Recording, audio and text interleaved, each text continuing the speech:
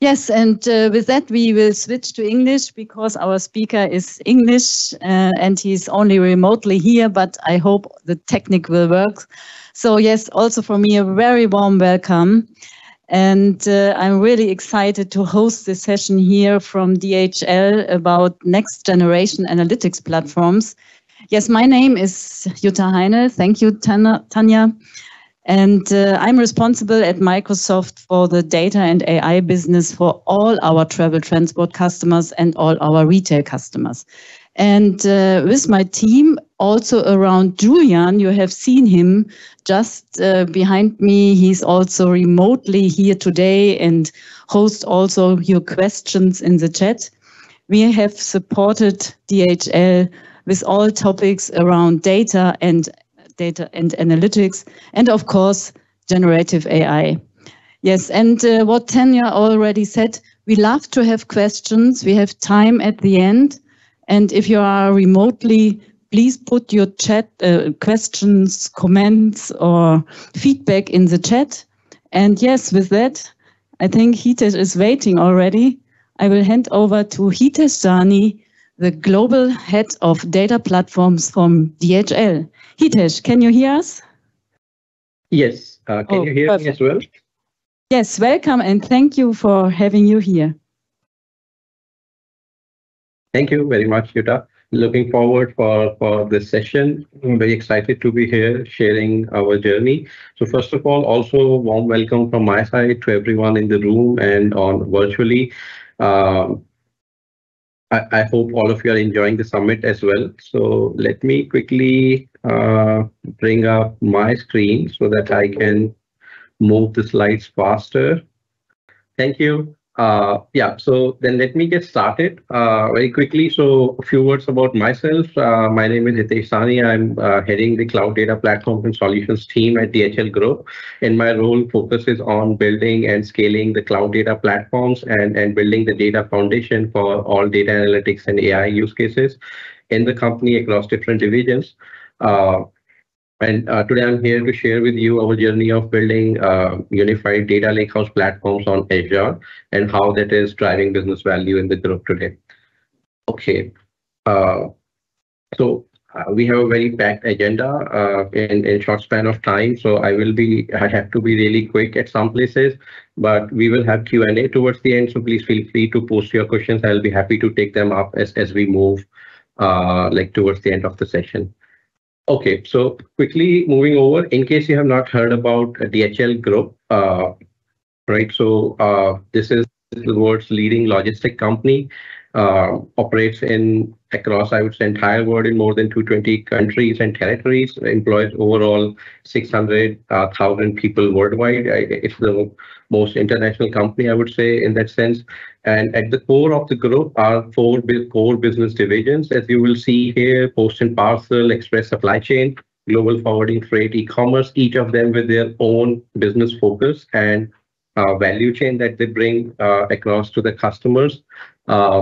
Just very quickly, one sentence about each of them. So Post and Parcel is the leading German post and parcel company. Express is one of the leading express international delivery service, where Express operates with more than 300 aircrafts and is providing time-definite international delivery services. Supply Chain specializes in contract logistics and warehousing and other inventory management and order fulfillment kind of solutions for customers across the world. Global Forwarding Freight is our international freight forwarding provider across rail, ocean, as well as road air freight. And E-commerce Solutions is our domestic last mile delivery parcel focus of e-commerce delivery in particular customers. And it also does non-time definite international deliveries across different countries within Europe, so providing cross-border solutions as well. And then we have specialized teams that are sitting horizontally across all the divisions, which are helping them with innovation topics, digitalization topics, IT services, all the other functions like finance, HR, right? So they are sitting in across these horizontals that you see across all the divisions. So here we work closely with all the different divisions. And I myself, I'm also part of DHL Data Analytics Central Unit, which is basically a central organization in the group, because data analytics is a strategic topic for the group. So we have a focus team, a focus service line that specializes in driving the adoption of analytics and AI topic across the group. Some interesting also facts about the group in case you're interested more to know about us, like what kind of business we do and what scale we operate. Just I think some of these numbers here are very interesting. We're just to have an idea. So we are operating with 57 million parcels, letters, and 5 million parcels per day. In Germany, Express is delivering almost 1 million international shipments per day. Then we have this much amount of capacity when it comes to Asian and air and ocean freight, and we are able to provide very large scale warehouse capacities and contract logistics solutions to a lot of customers across the world, especially our supply chain division. Right. So these are some interesting facts. Okay, so that brings me with quick introduction about the group to the actual topic that I'm here to share with you about today. So why such a platform is required, right? What is the need for such a platform, and how we have built and scaled such unified cloud data lakehouse platforms across the group for different divisions, and also centrally, like a central cross-divisional platform where common group-wide data assets and solutions can be hosted. So as you have seen briefly, right, in the overview of the group, it's a large enterprise, right, with a lot of different divisions, with each having their own focus. So you could imagine very well that they have also their own IT and data analytics landscape in general. They are all at different level of maturity and adoption, I would say, when it comes to data analytics journey. And needless to say, different BUs also then have, all different kinds of data sources and different types of analytics use cases and priorities when it comes to leveraging analytics for driving business value. So here, what we have also observed, right, so this also emerges a little bit as a challenge when you're in a large enterprise where you have 4 or 5 different big organizations and like companies of their own that have their specialized business focus, but still we want to have synergies across them, because we can still learn and share a lot from each other. We can reuse the data across our different entities to drive group-wide solutions. What we also see that each BU then wants to build their own central data platform, right? Because they are at different journey, they want to evolve faster, or at a different pace, they want to have their own flexibility. So this is something which these are some of the challenges which you would usually see in large enterprises only, I would say. And then other issues that we have seen, especially now that with the advancement of big data and technological ways, the older systems are not scalable enough or I would say sustainable to meet the future big data analytics and management needs of all the different business units. So this is where we realize that there's a need for modern cloud-based data platforms which are highly scalable, reliable, where we can just enable all kind of analytics workloads, because also what we have seen, right, the traditional database or data warehouse systems which are in on-premise or even cloud to some extent cannot support all kinds of analytics workloads, right, when it comes to having a unified platform. So we also wanted to avoid a lot of data silos that we have in the group already now. Right. So, and obviously one natural challenge that I guess a lot of you would also acknowledge in your organizations usually is around, let's say, bringing all of that data together, all different data sources into one platform in order to enable business to be really able to focus only on the business value. So these are really some key challenges, which drove us to think about our future data platforms and future architecture. And just to highlight again, right, so data is a strategic asset for the group. Data is considered one of the integral part, right, of our business, like our other data assets like planes, trucks, right, or freight terminals. So it is an essential asset that we understood that we need to take care, like other assets, and then we need to, let's say, organize that data, bring that data together, make it available for analytics, and then also have governance around it, right? So that it can continue to serve the business in the best way possible. And this is where then we follow this theme in the organization to also fuel digitalization, to embrace data culture, and to adopt data-driven decision making. That we should people should know their data. When it comes to what data asset their organizations are generating, they should own their data, and in the end, definitely they should be able to make right use of their data to enable different forms of business value, whether be it around optimizing operations or increasing sales or revenue, right? So possibilities are endless if we can tap onto all the data that we are generating. And we are generating millions of data points every day in our operations across the world, right? With the scale we are operating. So with all that said, right, so we came up and envisioned this Lakehouse architecture, which acts as a unified central big data repository, where the idea is that people don't have to worry about what kind of analytics they want to do. Whenever they think that they need some data, they can really focus on driving the business value. So such a platform is enabling this to the business users to do that.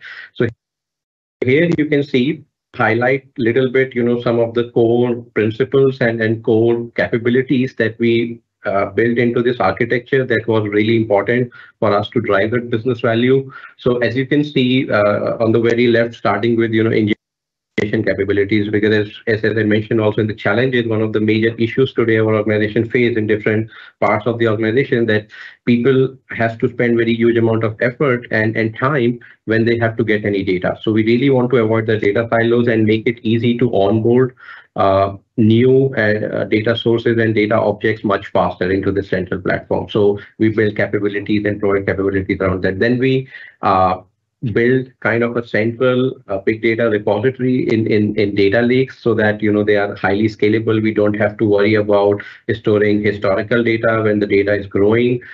We should be able to provide all this data to the users. And also obviously when we are talking about data at such scale, you have to make sure that things are let's say very cost effective, right? And that's where then we rely heavily on the data lake storage architecture, where we have a decoupled concept where we want to separate the ingestion of the data from the use case or business logic, right? Business KPI calculations at the end of the day. And on top, like when we store data in this data lake, we leverage open and performant file formats when it comes to storing huge amounts of data, like Parquet and Delta Lake in particular, to also provide reliability on top of the data stored in the data lake. Then we have a node that can be plugged into this data as and when required for different teams, whether be it for the core data ingestion or processing, or even be it for use case logic calculation, right? And all of this is obviously supported by a central metadata-driven approach, so that we can make all of this stuff faster. I'll talk a little bit more about this in the next slides. But then we also want to make sure that everything is centrally orchestrated. People in this central data platforms get full visibility, what kind of data assets are there. They get full transparency, but they also get to see when are their pipelines running, right? When is a particular data asset being processed and so on. And obviously, all this, when you are operating in the cloud, is very important that you have right from day one automation and security in place, because when you're moving data in the cloud, security data is your most important asset. So you need to make sure that you have right automation, security, and governance around it, so that you can easily and repeatedly deploy your stuff at much faster pace to leverage also the scale and advantage of the cloud. Right. Obviously, we have built all of this architecture right on Azure. So this is a quick technology mapping, what technologies we have used here to build this architecture that we have envisioned. Right. So on the very left for data ingestion, we use Data Factory, Azure Data Factory, and Azure Databricks. For large scale data processing, we use Spark jobs running on Azure Databricks again, and same for the use case layer jobs where heavy business calculations needs to happen. There also we are heavily leveraging Spark, power of Spark and Azure Databricks. And what I to note here is that we leverage in production concept of job clusters, which helps us to do workload isolation, so that all because at the end of the day it's very important that we are building a central platform for one organization like supply chain or e-commerce. Then they should be able to have this multi-team environment where multiple teams can operate on the same platform without having any resource contention or running into resource issues because one use case job did not do well. Then we shouldn't impact everything in the platform. So that's why we follow this decoupled approach and workload isolation through separated job clusters for almost all the departments or use cases that are running on this platform, but even sometimes for individual jobs which needs their own high capacity resources. Then once you obviously make this data available, process this large scale data, prepare this data, I think it's useless if you're not able to make it accessible to the end users, either through interactive exploration capabilities or through reporting tools. And this way we heavily leverage Azure Synapse Serverless, and also we started using recently Databricks SQL for some select high performance workloads. One advantage of Synapse Serverless we see is that it's very cost effective, and obviously all of the data is stored in Azure Data Lake Gen 2 storages. There's a particular reason why you see one-to-many storage account, because there is a approach and strategy that we follow to have a right balance between the number of storage accounts based on either the domains or the source systems, depending on the organization again. And again, as highlighted before, this is all facilitated by end-to-end data pipelines orchestration and monitoring capabilities, because as you scale your platform, this becomes very important. Right. So very quickly, a few words about storage principle, right? Because this is important. This is where all of your data foundation will be built. So we follow some clear guidelines and rules, right? So that we also can have this decoupled architecture where ingestion workloads can work independently. So here we leverage the layered storage layout where each layer has a clear purpose. So you can also correlate little bit this to Medallion architecture, if you would have seen from Azure Databricks, where it might be sounding similar to silver, bronze, and a gold layer. However, there are some customizations and differences that we have considered for our environment in particular. But at the core, landing layer is our entry point where all the data comes in by default, not allowing access to end users directly here, so that we also can have backup of this data for very long term if we need, and because we store this in Azure Data Lake storage, so this is very cost effective at the end of the day, right? And then we have output. It's called output layers because it serves as an output from this provisioning area for the use case layers, where then different use cases can tap onto the common copy of the data. And here the core idea is that we consolidate the data, we cleanse, standardize as required for use cases and different business KPI calculations. At the bottom, you'll see a very quick representation of how we are structuring this. As I said, so we use different storage accounts, one per different domains or source systems that we onboard. So we call this as domain-driven design, so that we are also able to provide that transparency to the business. Where can they find which kind of data assets? Because this is very important, right? Otherwise, if you start ingesting very huge amounts of data, very soon you'll realize it will be hard to find where you'll find particular data assets. So this is what we try to do, is to follow a very clear convention, either in the form of domain models or source systems in case domains are not well defined for the divisions. Right. Okay, so right, you have seen the architecture, you have seen the technology mapping, right? But once you establish that, I think it's also very important to follow some core principles to really operate and maintain this platform, and also achieve that speed and agility that you're looking for in the cloud. So you need to follow some principles along the way, right? Not just in the beginning that you have established the architecture. So these are really some of our best practices and learning that we have seen that we try to apply in all areas of work that we do on these platforms, right? Be it on data ingestion, processing, its layer setups, or data transformation, data preparations, or be it enabling the query serving layers for the users, or be it even orchestration or DevOps, anything, right? So we try to follow, when it comes to end-to-end data management, a metadata-driven framework approach, because the idea is that we want to speed up onboarding of the new data. So we want to build reusable data pipelines, which allows faster onboarding of data, where users can just plug in the configs of new objects once the system is integrated, and they can easily do that. So we leverage reusable data pipelines and metadata-driven approach. As you have seen, we use ADF. So one of the core idea of also using ADF, the benefit it provides is it has a lot of out-of-the-box connectors. So for pure data copy from outside to the landing layer, we heavily leverage ADF. And in a lot of projects, in some projects, we also leverage Databricks to quite an extent. However, the core advantage that we want to leverage is that we don't want to build everything by hand, because otherwise then we are, I think, also not leveraging the power of cloud.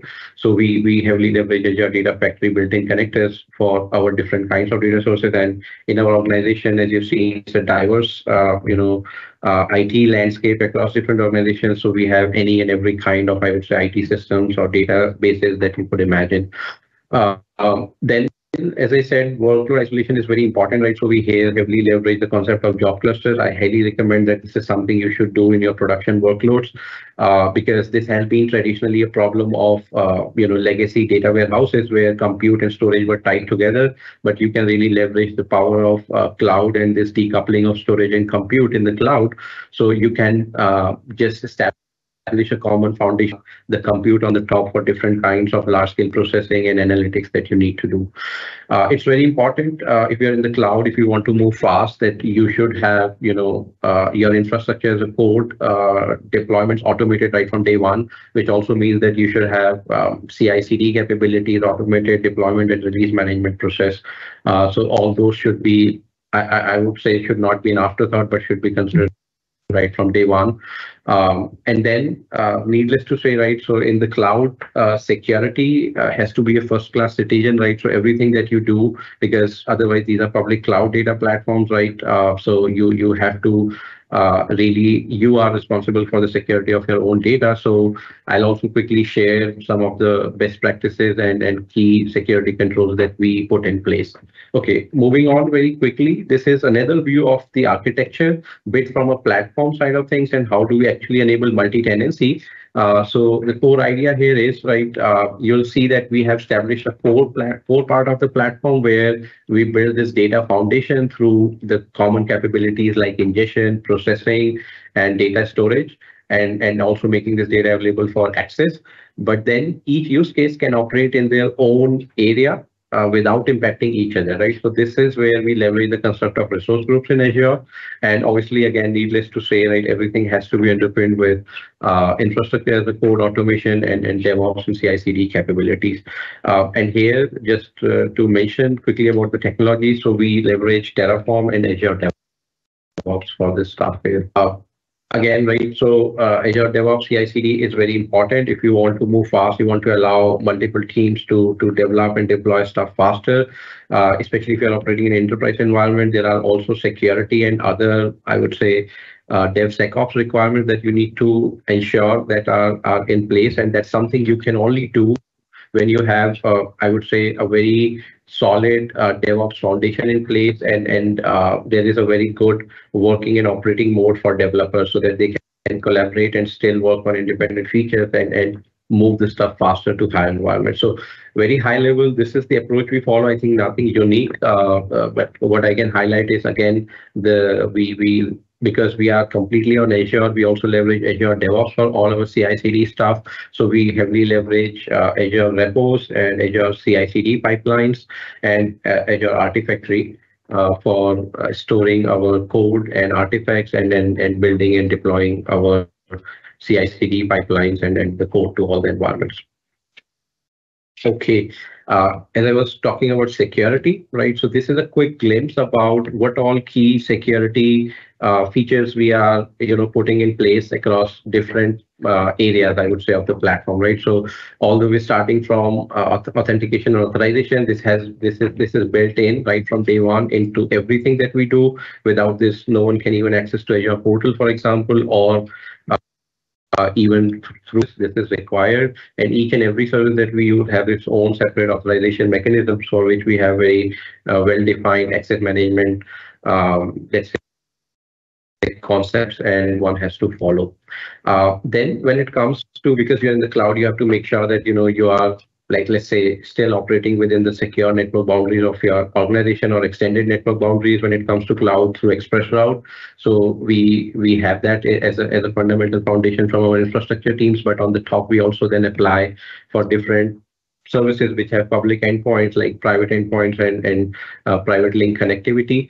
Azure DevOps is also public service, so you need to make sure that you are running with your own agents, and these agents are able to deploy stuff privately to your Azure subscriptions, which are also then operating within this, I would say, private vNetwork. If you're using Databricks, then it's very important to have Databricks deployed with VNet injection for all your let's say, so that your clusters are operated within your VNet and your data is not moving out of your VNet and of your network, of your subscriptions. And obviously then all of this is connected with ExpressRoute, so there are firewalls in place, right? So all those security controls are applied at different levels. So these are some of the highlights, right, that I think are very important that you should consider in your production deployment.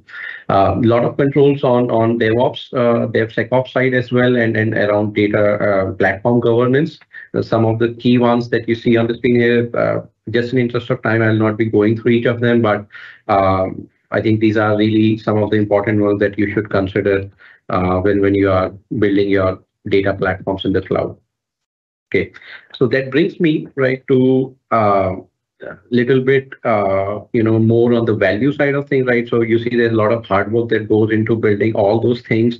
There are tons of things when you are building end-to-end data platforms, providing end-to-end data management capabilities, but it's also important that they are delivering the value, building it for, right, at the end of the day. So in our group, actually these platforms that we have built have seen very good adoption. I think because of especially these reasons that you see on the screen, because people really get that agility, right? They get state-of-the-art data analytics services in the cloud environments, and here is a I would say a testament to that, like how fast this adoption has grown. So you see all of our organizations, almost all of the organizations are following this standardized design and architecture, which is like the new modern, let's say, data platform architecture that we have put in place that is widely adopted and is being leveraged now by divisions to host all their data and analytics workloads, and even now enabling all new advanced AI capabilities as well, including Gen AI. So some of the key advantages, right? So people get now, they don't have to worry about managing their data. They get access to the amount of compute and like all the data that they need. They can run any kind of analytics on top of this platform. They are provided with automated infrastructure build and deployment pipelines, right? So they don't have to worry about heavy lifting all those things. There is like built-in security and governance, and I think very important, especially in large enterprises, that this setup is mature in terms of all the enterprise features that one needs to have there. And obviously, one major advantage of the cloud is, like, unlike traditional data centers, you can very well scale to different geographies if you need. So if you have different users or regulatory requirements where you want to host particular data in another region, then this is all very easily possible. It's just what we have enabled.